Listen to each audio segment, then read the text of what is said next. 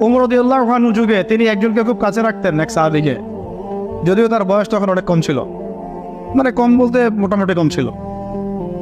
তার নাম আব্দুল্লাহ বিন আব্বাস রাদিয়াল্লাহু আনহু। আব্দুল্লাহ বিন আব্বাস রাদিয়াল্লাহু আনহু আল্লাহ নবী সাল্লাল্লাহু আলাইহি ওয়াসাল্লামের চাচাতো ভাই।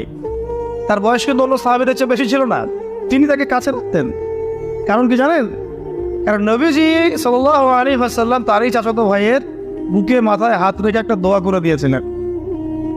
আমাদের নবীজি একদিন রাত্রেবেলা উঠে ইস্তেঞ্জা করতে গিয়েছেন, বের হয়ে দেখেন যে কেউ একজন তার জন্য অজুর পানি রেখে দিস।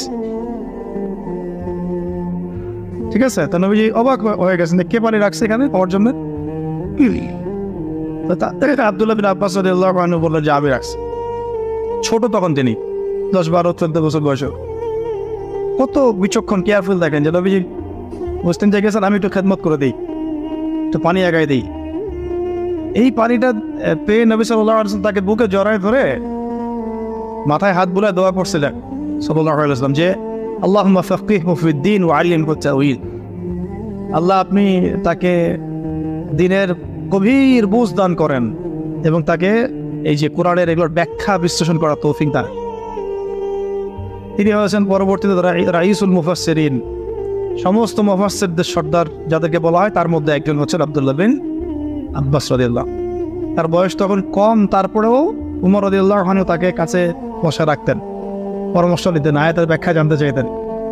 উমর রাদিয়াল্লাহু আনহুকে কম জানেন? হ্যাঁ, উমর রাদিয়াল্লাহু আনহুকে কম জানেন?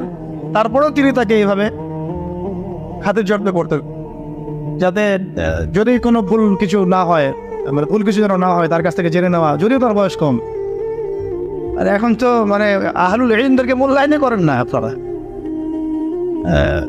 হুজুররা কোথায় ছিল? বক্তব্যটা এরকম, হুজুরদের দিয়ে কি হবে? হুজুরদের সাথে এসবের কি সম্পর্ক? রাজনীতির সাথে হুজুরের কি সম্পর্ক? ওখানে আমরা যাব কেন? তাদের কাছে মাশওয়ারা নিব কেন? আমরা কি কম বুঝি? আমাদের মাশওয়ারা দেওয়ার জন্য জাতিসংঘ আছে, হ্যাঁ, ইসরায়েল আছে, আমেরিকা আছে, পশ্চিমা বিশ্ব আছে। আমরা IMF থেকে লোন নিয়ে আসবো, জাকাতের কি দরকার আছে? হুজুরটা বললেই হবে? ভাবখানা এরকম আর কি। এই জন্য এই জাতির এই দ্বন্দ্ব সহজ। আল্লাহ পাক যেন যারা বোঝে নাই, মানে যারা এখন বর্তমান, তাদেরকে যেন বোঝার তৌফিক দান করে। আমরা দোয়া করবো সবার জন্য।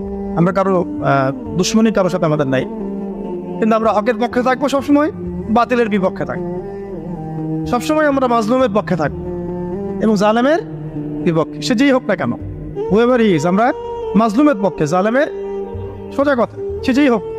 সূরা থাকতে হবে এবং সূরার মধ্যে এভাবে বিচক্ষণ জ্ঞানী ব্যক্তিদেরকে স্থান দিয়ে আমাদেরকে চলতে হবে, মাশওয়ারা করে। আরও আছে, আত্মশুদ্ধি অর্জন করার জন্য সাহাবীরা কি করতেন? সবসময় নবীর কাছে গিয়ে পড়ে থাকতেন। খেয়াল করেন নাই? যখন একটু ফুরসত পেতেন কাজ কর্ম শেষ, মসজিদে নবীর কাছে কথা শুনতেন, বসতেন, যোগাযোগ রাখতেন।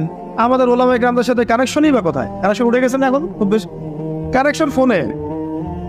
আর এটা নিয়ে আমি আরেকটা লেকচার দিব ইনশাআল্লাহ, যে এটা কি পরিমাণ ফিতনা একটা জগৎ।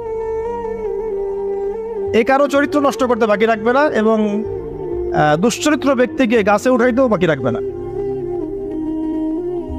হককে বাতিল বানায় ফেলতে পারে, বাতিলকে হক বানায় ফেলতে পারে। এতটাই ফিতনা। তো আমাদের মুরব্বীদের সাথে সোহবতের সাথে সাথে তাসকিয়া, আত্মশুদ্ধি অর্জন করার চেষ্টা করতে হবে। এর জন্য ওলামায়ে কেরাম বলেন পরকালের ফিকির করা, মওতের কথা স্মরণ করা, বেশি বেশি জিকির করা, কোরআন তেলাওয়াত বাড়ায় দেওয়া, তারপরে মুরব্বীদের সাথে দেখা সাক্ষাৎ করা, আলেমদের সাথে যোগাযোগ রাখা। যখনই মনটা একটু দুনিয়াবি ভাব আসতেছে তখনই চলে যাওয়া, যে ওস্তাদ আসলে মনটার মধ্যে অস্থিরতা কাজ করতেছে, মনে হচ্ছে